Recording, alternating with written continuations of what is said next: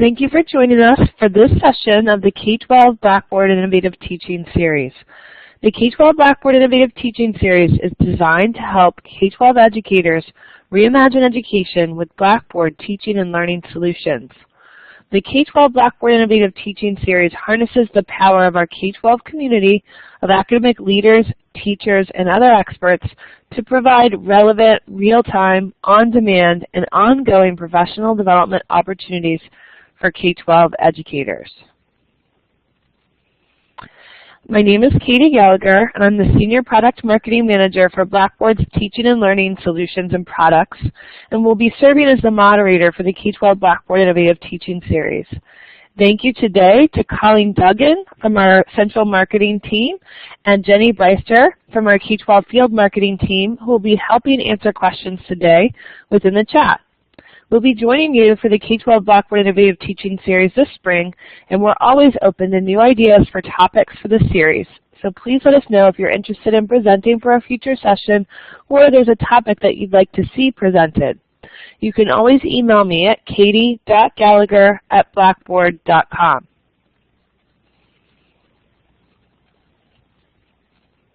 Each webinar in this series will be recorded. You can search for the K12 Blackboard Innovative Teaching Series playlist on the Blackboard TV YouTube channel, or go to tinyurl.com/bitsk12. In a few days, you'll be receiving the recording and presentation slides from this webinar by email.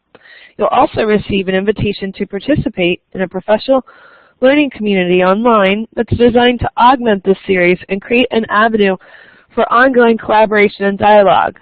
So please be sure to accept this invitation and participate in the new online PLC. As you can see, we have many exciting professional development sessions lined up for you this spring, so please join us on Monday again for Maximizing Blackboard in a Flipped Classroom Environment with David Hammond. You can go to bb.blackboard.com/K12bits to register for his session or any session within the series. If you haven't done so already, be sure to download and install the Blackboard K12 Live app. We've got the best sessions from Blackboard World this summer, as well as every session from this series is fed into the app, so it's truly on-demand, anytime, anywhere professional development for you and for your teachers. We're very excited today to welcome Don Lorsey from the North Carolina Virtual Public School. He'll be taking us through the Networked Teacher, the power of the professional learning network. Don is an accomplished teacher, and he continues to learn. I'm reading the description for the session. An accomplished teacher continues to learn. An accomplished teacher continues to connect, communicate, and collaborate. Now 14 years into the 21st century, or 15 years into the 21st century, there are a myriad of ways that teachers can capitalize on the 3 C's of building community and moving beyond the static face-to-face and one-to-one encounters with a brick-and-mortar school. This session will explore the power of professional learning network, taking the concepts of a learning community and looking at it from a more global context. How can teachers share, collaborate, discuss, and learn from other teachers around the state, nation, or world? How can teachers engage in an environment that builds and supports not only individual professional learning, but the learning of students? Although many digital tools are used to develop and sustain a professional learning network, this session will focus on Twitter and maximizing its use to learn, grow, and connect. The key to building a successful professional learning network is a commitment to learn, play, engage, and contribute.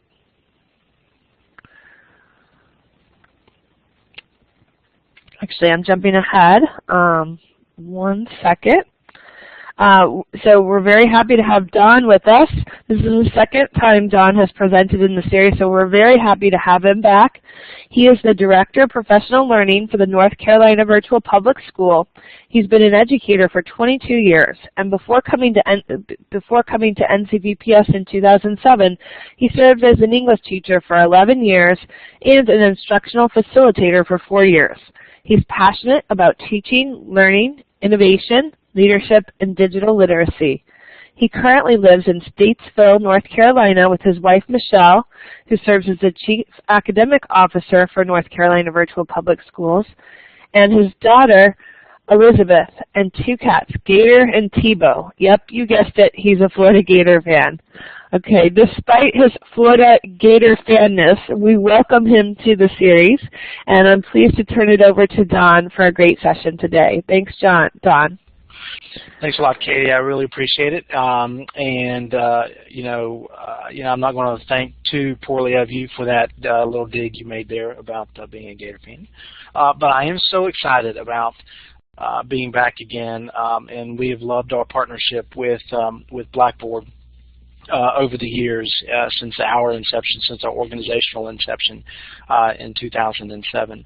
As Katie was reading the session description, and then even tied in a little bit of my background, I couldn't help but think, as it relates to building a professional learning network, what kind of teacher. And I'm always learning, and so for me, the greatest teachers and the best teachers are those that are continuing to hone their craft and learn. I may not be teaching young people now, but I have an exceptional opportunity to teach adults. And so whether it's the young people or the older people, I can't help but still think about the power of the professional learning network. And if I was in a classroom teaching English again, I can't help but think what kind of teacher I would be today as a result of my professional learning network. And so I don't have, I've kind of gone away from the traditional PowerPoint or death by PowerPoint, if you would, and even looking at some alternatives with Prezi and so forth and so on. I'm going to be presenting today through SMORE, and so if anybody is familiar with that, this will be familiar ground for those that are not familiar with it. I hope this can be a tool that you can use to kind of build in your own toolbox for ways that your students, no matter whether they're secondary students or whether they're adult students, that I think can help engage in not only dissemination of content, but also, I think, creative engagement. And so I'm going to app share, so give me just a second to get out to my SMORE. So we'll see. It worked in our test earlier, so hopefully we'll be able to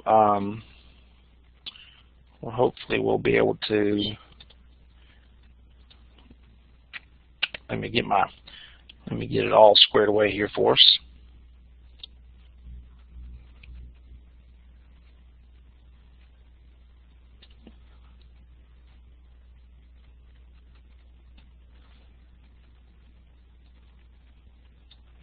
Okay.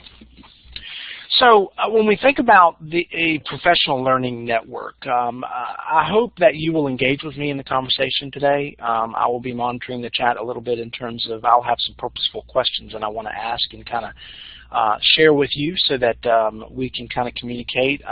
At last I checked, there was about 16, 17 participants, so I think this will be some great dialogue. So feel free to chat in the chat box in the lower left-hand side of your Collaborate room. But when we think about building a professional learning network, I think of the 3 C's and this is either whether you're a networked teacher or a networked principal or any means of building relationship, and that is connecting, collaborating, communicating. We can't be the learners that we are without connecting. We can't be the learners and we can't model like we ought to without collaborating with other professionals and moving beyond the 4 walls of your brick and mortar school. And so when we think about the PLN, again, another educational acronym, this goes by many. I think we can probably we may know this by other names like learning communities or professional learning communities. Oftentimes we see PLCs occurring within the confines of a brick and mortar school as it relates to building collegial camaraderie when you look at departments and how they, or grade levels, and how they work and analyze data and how they discuss and how they learn together. At North Carolina Virtual, we take that PLC concept to even an ELC concept. So now we're talking about e-learning communities. You might have seen, if you have some kind of knowledge base around the PLN, you may also have heard the Personal Learning Network. No matter what the name and no matter what the acronym stands for, it is about those 3 C's. It's about connecting with other people. It's about collaborating and respecting and being sensitive to the multiple voices that help shape who we are, and then of course communicating, being forthright in our communication. So we're going to talk about, as we unpack the Professional Learning Network and as we zero down really on the ground level when it comes to building a PLN through certain digital tooling or social media. We'll explore Twitter as we move forward. But I want us to think about these 3 questions, if we could, to kind of help frame what we're going to be talking about. You've got the what. What is a PLN? Kind of already addressed that and kind of have already defined that as we move forward. Why are PLNs so important? That will be our next segment of looking at. If you're not plugged in, if you haven't started establishing a professional learning network yet, now's the day. Today is the day to do that, and it's a necessity for us to grow as professionals to do so. And so we're going to look at the why, the why they're important, and then of course how to get started. The other 2 would be obsolete and of no consequence if we didn't talk about the how. And there are so many components to the how that I'm just going to focus on one. And so to kind of help with the understanding of the why PLNs are important, I'd love for you to, I'm going to put this also so that you have access to it. I'm going to put the SMORE in the chat so that you can see this here. And I'd like for you, if you could, to, there's a video towards the right up underneath those questions. And if you wouldn't mind taking, it's about 1 minute and 51 seconds, if you wouldn't mind watching this video on your, wherever you are right now. And then when you're done, you can simply come up here. There's a checkbox right up underneath your name, underneath participants. If you wouldn't mind clicking the checkbox once you have finished watching the video. Don, the other way we could do this is paste this in the web tour, and they could play the video from there. Oh, now would that take away my app share? Would I have to come back sharing again, or? Yes. So we can go ahead and do it your way. That's fine. Okay.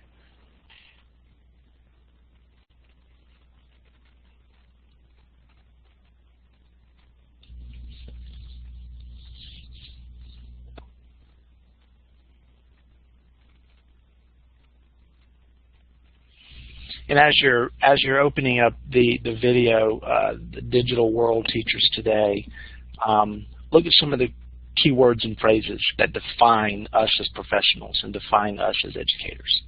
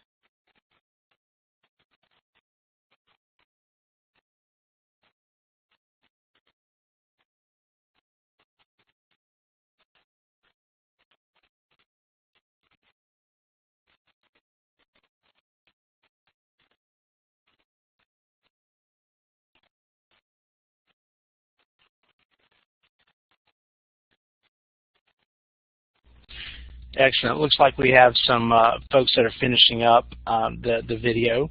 And as you watch this video, I think this, in a minute and 51 seconds, this video captures really the essence of why professional learning networks are so important. When we talk about how educators see themselves and the reality of how educators see themselves in terms of being innovative, being think tankers, being provocative in their thoughts, challenging the status quo, connecting with students, whatever the specific buzzwords that we saw that resonated with you, there's such an importance for us to be able to live that and model that, and also showcase for our students that we're engaging in community, that we're engaging in professional conversations that are going to help us become better at what we do and better at who we are as teachers. And so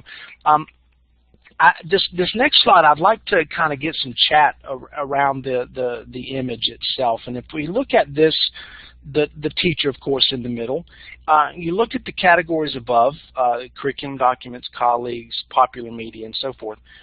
My question is, what does this image communicate to you about this teacher's network? Can you put some thought down in the chat? And I'd love for everybody to participate and give at least one comment, if you feel comfortable doing so. And you can simply put your cursor in the chat and then make your comment. What does the below image communicate to you about this teacher's network?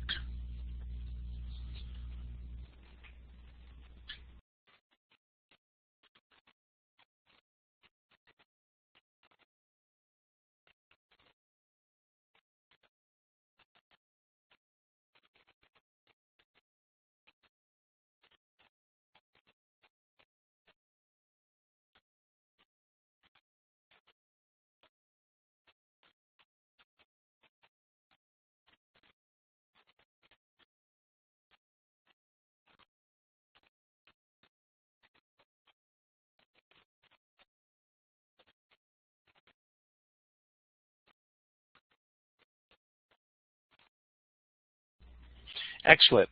Thank you for the responses. A couple things jumped out at me when we that as I was reading your comments.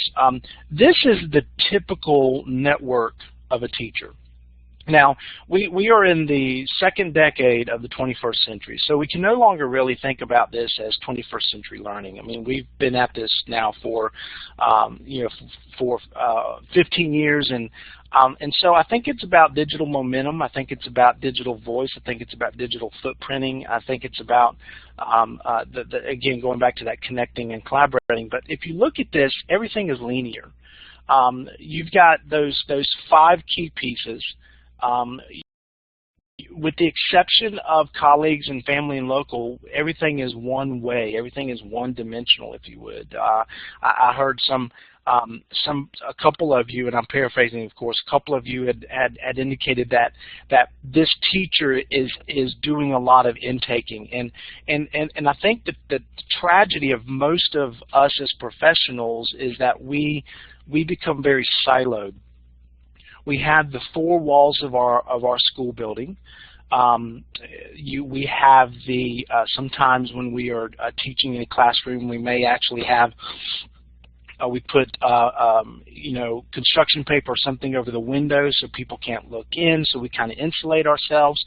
And this is a perfect illustration of being insulated, one-to-one, if you would, rather than this next image. And I want you to take a look. No need necessarily to respond to this next image, but this communicates something very different. You still see that the teacher and her network is the hub of that network, but there's a lot of interconnectedness, more so here than there was before. And so when you think about the network teacher as it relates to video conferencing, social bookmarking, print, digital media, family, local community, colleagues, everything is mutually beneficial to the other. So when you think about a network teacher in this sense, there's a lot of there's such a cyclical nature to it, in the sense that a network teacher is a powerful teacher. A network teacher is a learned teacher. A network teacher is it recognizes that it's not just about brain dump. It's not just about pour it all in and let me regurgitate it. It's about mutually sharing information. It's about connecting together. It's about learning from one another. And so I want us to do, and I see so many comments here. I wish I had time to kind of read all over them, so I'm hoping you're able to scroll up and down as you're looking as you're looking at each one. Darlene makes that statement at the very end here about it shows a teacher who's deliberate to being part of a network. And that is so true. It's about being intentional, and it's about being deliberate. Now, I want us to do kind of a reality check, if we could. I'd love for us to take a survey, and I want us to think about your power right now. The power law of participation, in terms of thinking about where you are on this social media ladder, if you would. Are you a consumer, or are you producing? Or I like to say also to as we think about our students, we don't want our students just to be consumers. We want them to be producers. And so look at this ladder. You have from inactive to creator, and just to kind of look in all ways and everything in between. An inactive is basically what it means. You have not plugged in yet. You're still probably a little trepidatious about getting plugged in and setting profiles and connecting with other people through Twitter, Digo, Facebook, Instagram, and so forth. You might be a spectator, or I like to also refer to this as a lurker. You might lurk in, you might observe, and you might read blogs, you might listen to podcasts, you might watch videos, you might read online forums. But notice, as a spectator, there's no participation. And so as you join, you perhaps maybe start managing a profile of a social networking site, but you haven't really started actively participating. From joining, you begin collecting. You read blogs, you listen to podcasts, you do social, you watch videos. You might then start establishing through really simple syndication the RSS feeds on those blogging sites. You might subscribe to that. Information is dumped into your email, or you might have some other kind of RSS reader. A few years ago, we had Google Reader. That's no longer in existence, but you have so many other kind of data aggregates like Newsfeed and so forth that dump all this information so that you can collect it. But then you might start thinking about production. Are you a critic, in terms of, not in a negative way, but you might comment on someone else's blog. You might contribute to online forums. You might post and edit and write to a wiki. Or you might be a creator. You might publish your own blog. You might publish your own web page. You might upload your own videos. You might do video casts. You might have a YouTube channel. You might write articles and so forth. So based upon where you are, I want you to take about 30 seconds to decide, where are you on this ladder? So don't think about, I think I'm in between a spectator or a joiner. If you feel like you're in between, then go to the lower rung. I want us to try to get a clear picture of who we have in the room too. Are you inactive? Are you a spectator? Are you a joiner, collector, critic, or creator? Now, right below this image is a link to a twit poll that I've created for this, specifically for this, and I'm going to actually go to the the poll here in a minute so we can look at our results. But if you still have the link to the s'more, you can click on there. But I'm going to post in the chat the link to the survey for you as well.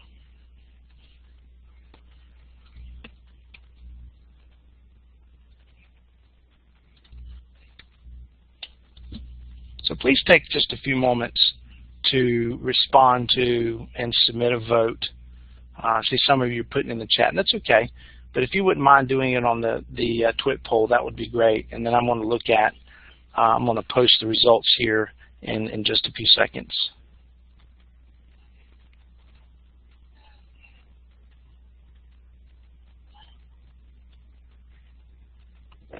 Dawn, there's a question. Can you go back to show the ladder again to inform the survey? Yes, I can. Hang on a second. Let me just pull that little puppy right up. There you go. Thank you. Mm-hmm.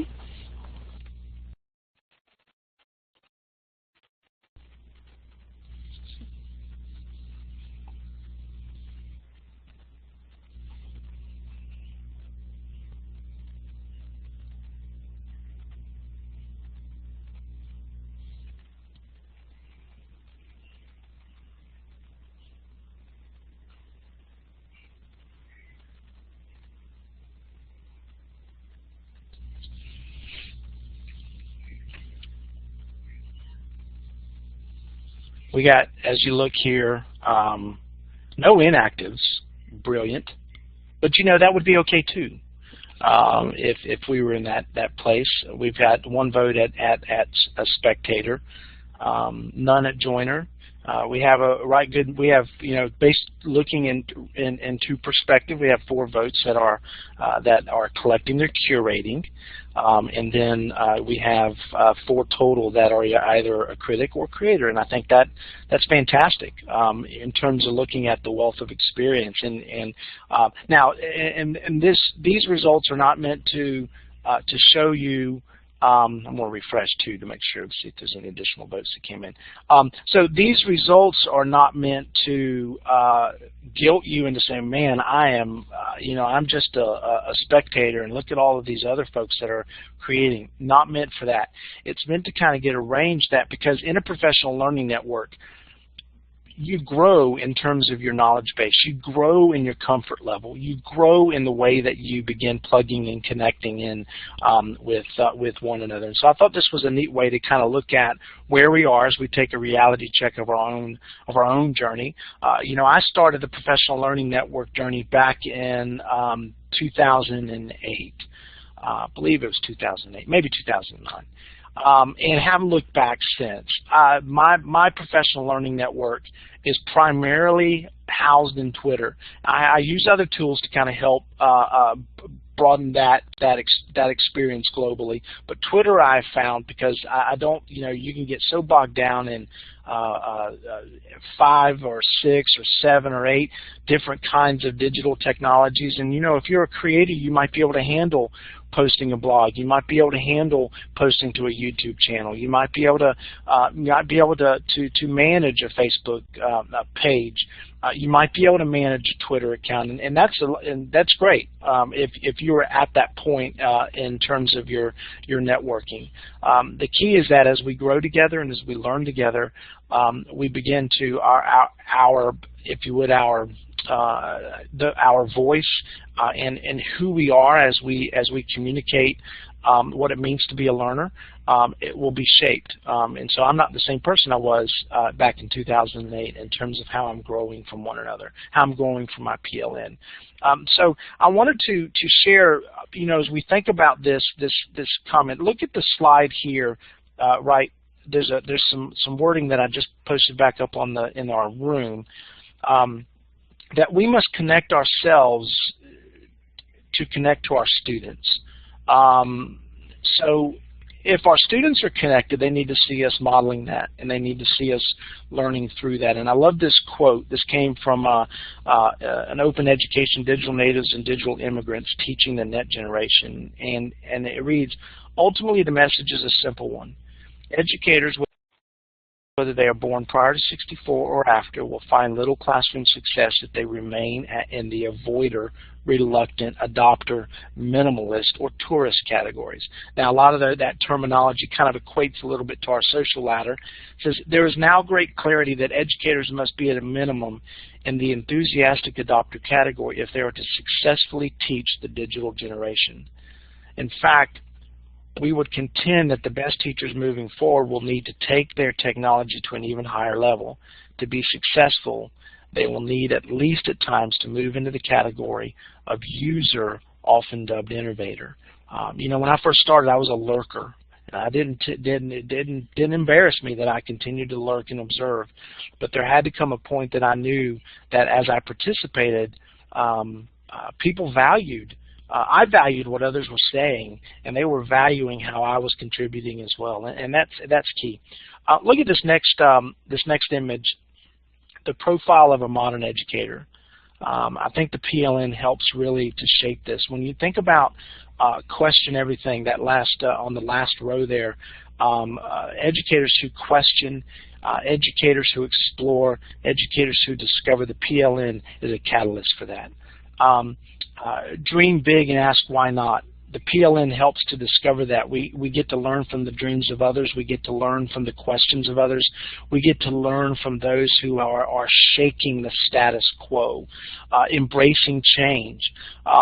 This is a perfect example. The PLN can help us to take what we have deemed in education, whether it's looking at educational reform, whether it's looking at digital literacy, whatever the topic may be, the PLN helps us to embrace and think differently about what we've always felt would be comfortable or static.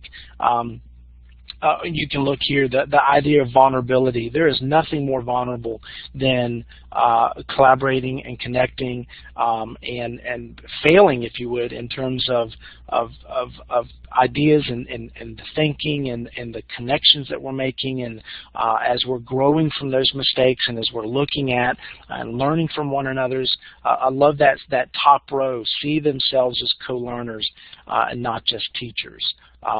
Great image to kind of capture the why again.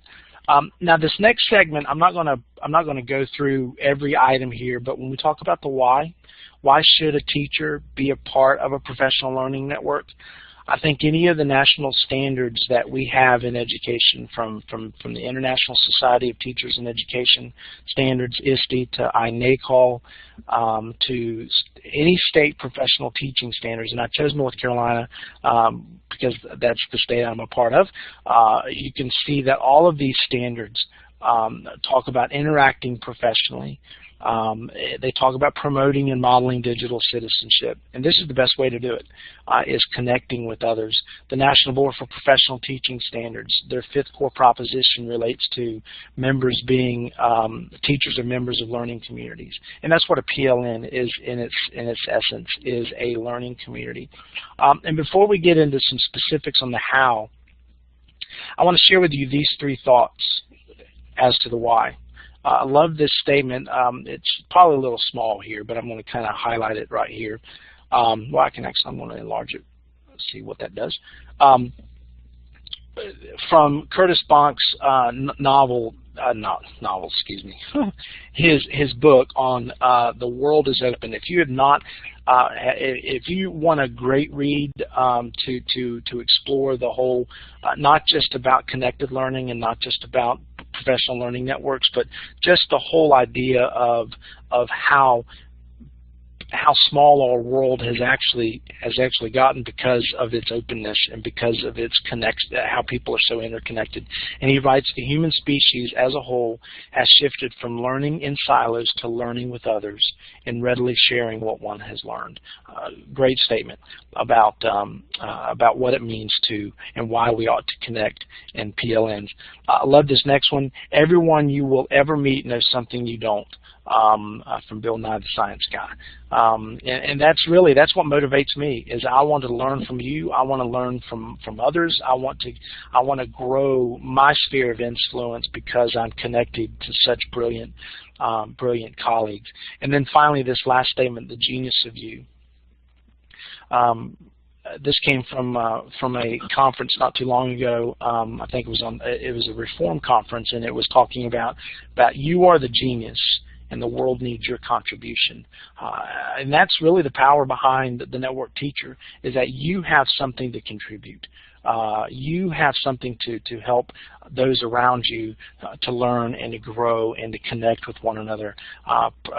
Whether you teach English, whether you teach math or science, whether you're thinking about pedagogy, to philosophy of education, to subject-specific kinds of things. There are so many things that you can do to connect, and I'm going to show you now, beginning here in this segment, how you do all this. So when we think about building your professional learning network, you can see that there are 5 categories really. Whether it be teaching and mentoring, creating and sharing, collecting and curating, host and help, or write and publish. There's so many great things here. I'm going to focus primarily on the middle 3 columns: creating and sharing, collecting and curating, hosting and helping. And you can look and you can read through each one of those. A couple things that jump out to me: create digital stories. We're going to kind of work through Twitter here in just a few minutes, because Twitter is such a powerful tool where you can, not only are you creating your digital portfolio or digital dossier or your digital footprint, but you're also telling digital stories in 140 characters or less. Sharing Digo links is another great, not a tool that we have time to talk about today, but tweeting resources, we'll kind of dive deep into that. You can look at the idea of Google+, Google Communities, Google Hangouts, LinkedIn groups if you're a member of LinkedIn, and so forth. So I kind of want to get a scope of what kind of digital tools. We had a lot of folks who were on the upper 3 rungs of that social ladder. So I'd love for, and I'm going to put this in the chat as well, but here's another survey for us. What social media or digital tool do you use to transform your professional learning network? And so I'm going to put this in the chat as well. So give me a second.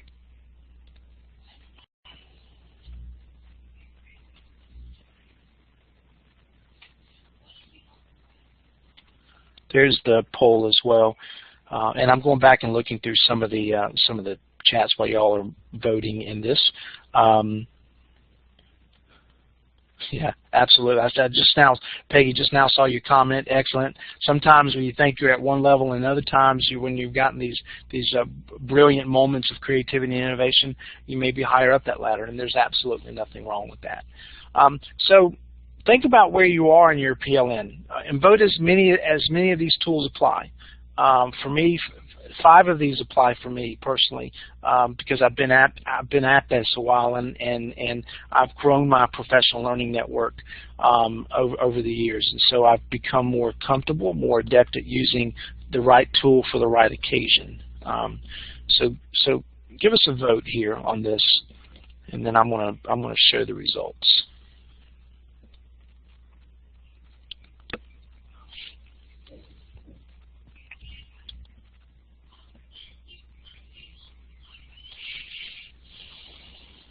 Excellent, man! What a wide variety of, and of course we also had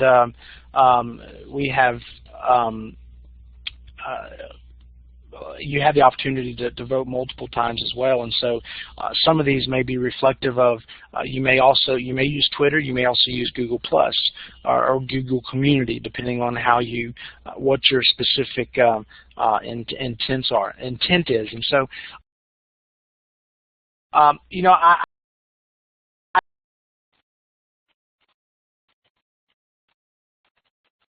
did this primarily too to see where we are as well, because the primary focus of this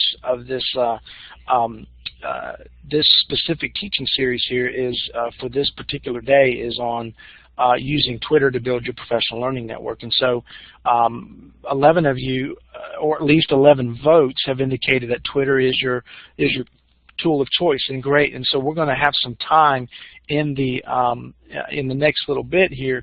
I want you to share your experience, and I want you to share your expertise, and I want you to share, the kinds of things that you've learned from plugging in and connecting with others. And so I'm going to come back to this more, and I want to show this next. Of course, this next image is just kind of showcases, as the results indicated, as I knew they would, that there are so many different tools that we could use to build community. You can build community just through blog writing and commenting on blogs.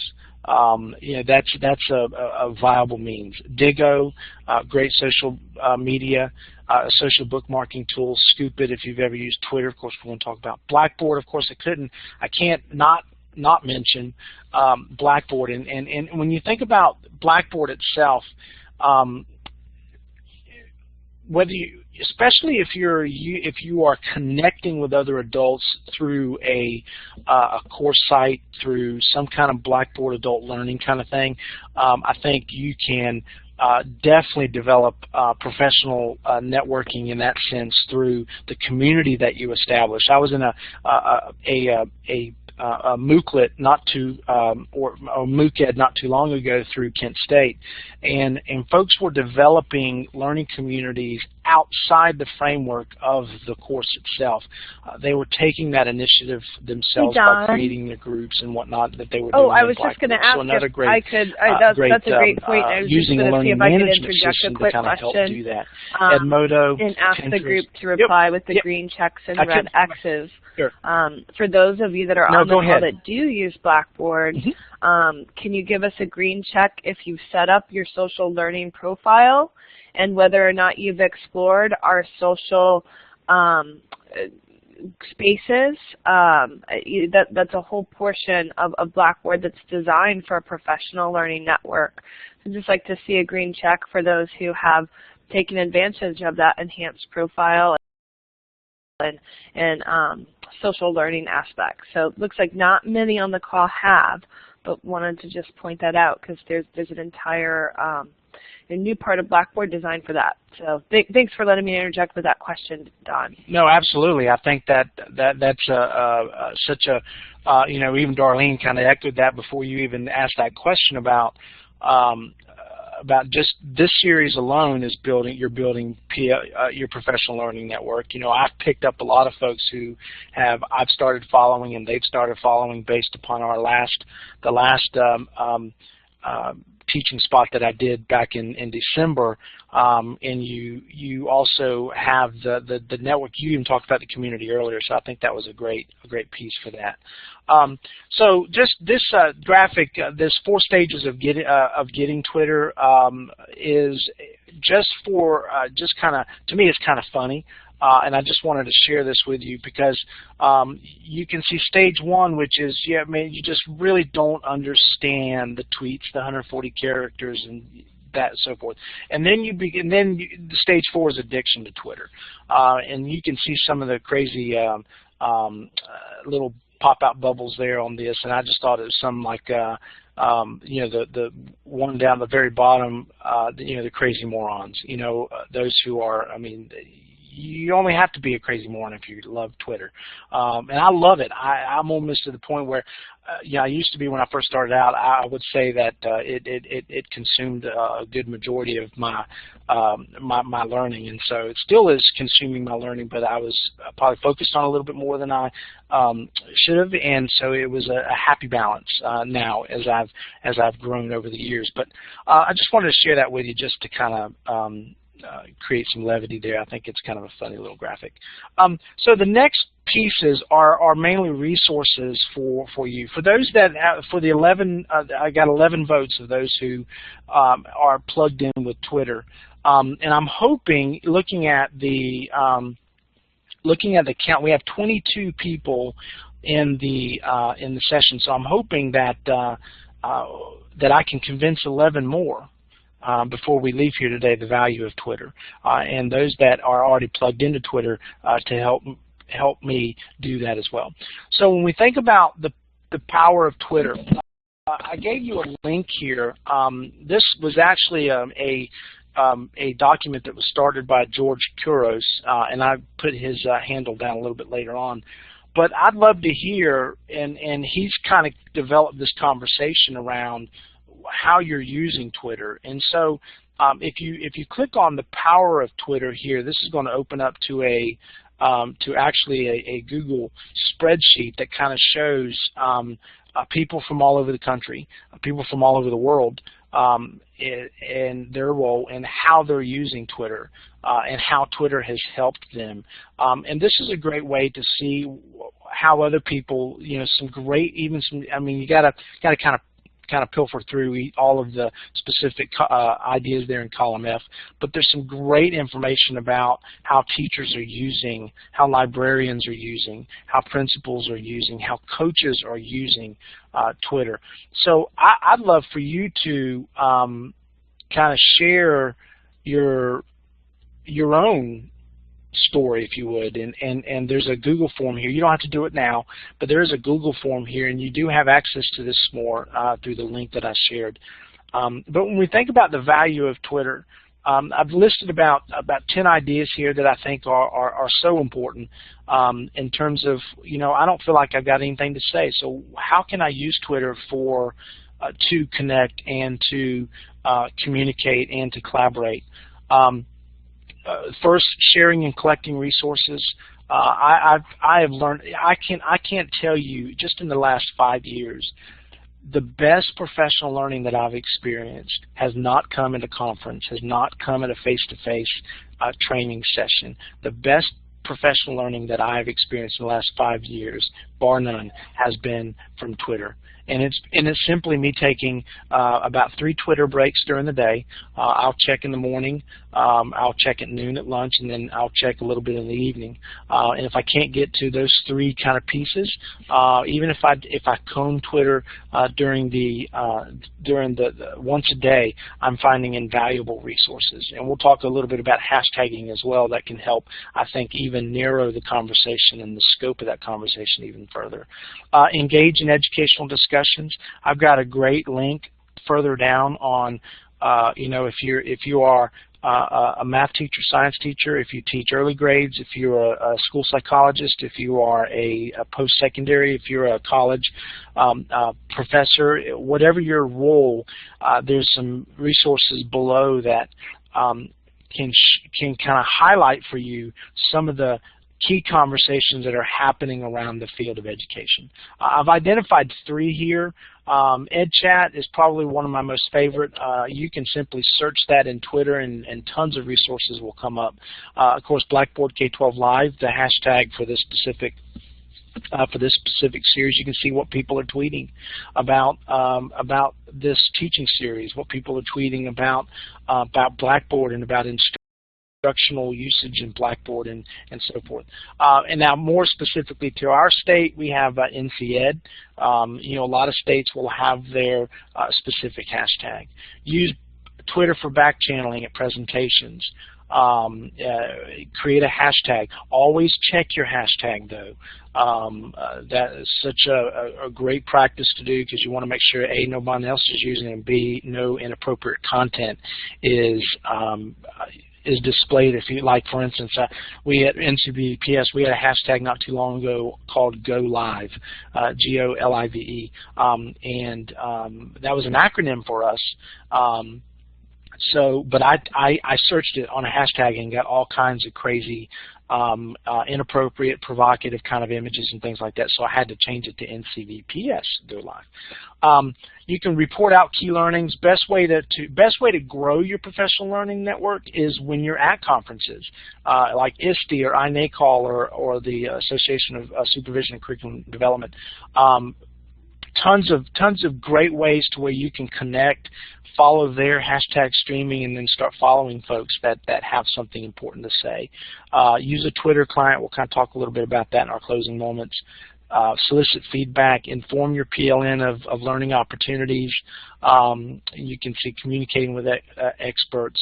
I wanted to, for those novices in the group, I wanted to kind of give you the anatomy of a tweet for you. You can come back and refer to this. In terms of I'm not going to focus specifically on that, but you can kind of see visually from, in this sense, I was the retweeter.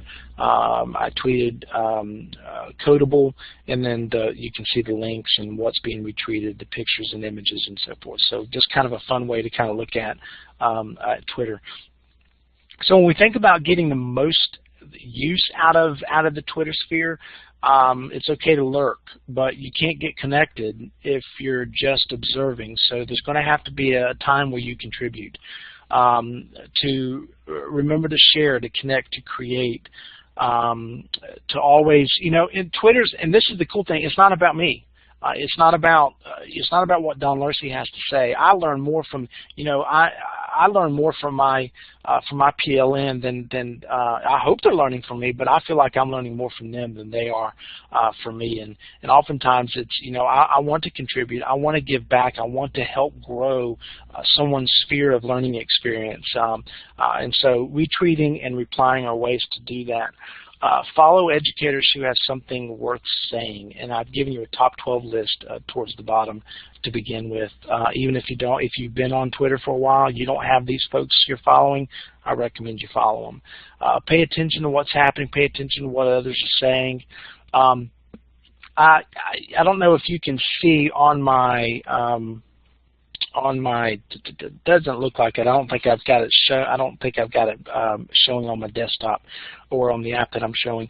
But in Google Chrome, I actually have a Twitter extension so that I can quickly, if I see an article that comes across in my PLN feed, I will post it to Twitter straight from my Google Chrome extensions. Let's see, search for a particular conversation, whether it be EdChat, EdTech, Blackboard. You can do the BB K12 Live that I shared earlier. Blended learning. Be sure to follow that in your Twitter stream, whether you go straight to the internet or whether you use a Twitter client. Always choose a handle. That's important. Two things that I look for when someone follows me. I look at their bio. Have they said something in their bio? Have they told me who they are in their bio? I look at their profile page. Please, if you are new to Twitter, please, I'm sorry, I just saw the chat came up, and I'm going to answer that question in a second. Please choose a picture. Don't just focus on the egg. When you first sign up for Twitter, they give you that little egg.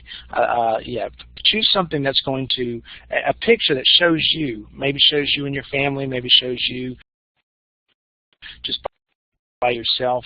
A lot of folks use avatars, and those are okay, but that really don't tell me much about them. So if I see anything suspect in that when they choose to follow me and I go back to look to see if I'm going to follow them, I make that decision based on what their handle is, based on their bio and their profile picture. That's so important. Every Friday we have a hashtag called Follow Fridays. You can search for it and you can find folks. People recommend folks all over the place to actually follow. And then of course this top 10 Twitter turnoffs, you can look at that too at your own time. So let's see, I'm looking back. Katie asked, what's your favorite K12 Twitter chat? What advice would you give a novice joining a live chat for the first time? Two things. Probably my favorite Twitter chat is EdChat, because they have those Twitter chats and Twitter conferencing, if you would, through the week, and they have people that come together. I mean, thousands of people all over the world talking about education, and it's I think it's a brilliant start there. EdTech is another one, but EdChat's probably my favorite. And then what advice joining for the first time? Lurk for a little bit. When you're confronted with a Twitter chat, it may be very overwhelming at first. It may be weird because you're sitting at your computer and you've got Twitter up and you've got folks who seem to be very skilled at that. Lurk for a little bit, kind of get your sea legs, but one of the easiest ways, I think, to help calm your nerves, if you're thinking, I don't really know what I need to say or how can I contribute, is we treat people. And I'm sorry that sounded kind of Elmer Fudd-ish. But RT people. And if you go back, and if I go back and show you, if you use Twitter itself, if you go to Twitter, the main web-enabled app, the retweet's right here. So if there was a tweet that you saw, simply retweet it, and it shows that you're connecting. It shows that you value what that person said. And another way to do that is favorite. You can favorite their tweets as well, and you can curate some of those great resources. So that's kind of my advice for novices at that. But Kay, that was a great question. So in our closing time, because we're coming up on time, and I want to make sure that I have room for any other additional questions. And this more is for you. And I knew that we wouldn't have enough time to go deep dive into all of these specific resources. But I gave you, and I'm just going to kind of rifle through them a little bit, gave you several resources to get you started. The live binder of resources is a digital notebook, if you would, of all of the Twitter resources I've collected over the years. So that's kind of the big 30,000-foot view, and then everything below that are some specific things that I pulled out that I think would be meaningful and beneficial to you. Twitter list, what does that mean? That's another way that we can curate the people that we follow. If you want to search on Twitter, how to find educational resources, how to connect with people, Twitter. Hashtags. These documents here, if you want to click on these, this is a pretty cool link here, weekly Twitter chats. It actually gives every Twitter chat available that is known by the person who monitors and oversees this link, and it gives the time. So that's kind of pretty cool. To educational hashtag by Cybraryman, great resource for you to be able to explore what are some of the specific hashtags in your specific educational area. They're from teachers to principals to superintendents and so forth. All right, so here are my top 12 Twitter followers if you're beginning for the first time. Even if you've been at it for a while, here are some people to follow. I do apologize for the shameless plug down there at the very bottom. Top 11, if you would, from Eric Scheniger down to Derek McCoy. Great people to learn from, to connect with, to grow with. The next item here is all right. So how do we make Twitter more efficient and easy? And I know there are folks that have been on Twitter for quite some time. You may have other tools that you use. My tool of choice is TweetDeck. This is how I manage, and I want to kind of show you that real quickly here before I turn it back over to Katie. My tool of choice to manage all my tweets is TweetDeck, and so this is what it looks like, and this is why I love it so much. TweetDeck helps me manage all of my accounts. So I've got a couple personal accounts, and then I've got our organizational account in CBPS, and then I've got our professional learning account, and then I have my own professional dLurcy. But it helps me manage all the tweets all in one place, so I don't have to keep logging in to Twitter each time to see each of those feeds. It also allows me to, another great feature of TweetDeck is it allows me to create columns for specific hashtags. So if I wanted to create a column, if you would, I'm going to add a column, and I'm going to add Blackboard K12 Live. So you can see all of the tweets and so forth that have come up. You can scroll through and look at. Some of these are me advertising for today. A lot of other tweets you can see, and you can actually add that column to TweetDeck so that you can monitor that and keep record of that through the course of the day as you're looking and exploring. So TweetDeck is a great way to. I could get so overwhelmed if I just sat here all day and looked at this, but I'm intentional about how I respond. I do try to do it 3 times a day. And if you tweet more than really, if you're just tweeting and tweeting and tweeting, that kind of is one of those turnoffs, if you would. So be intentional, be proactive, be strategic about how you use this resource.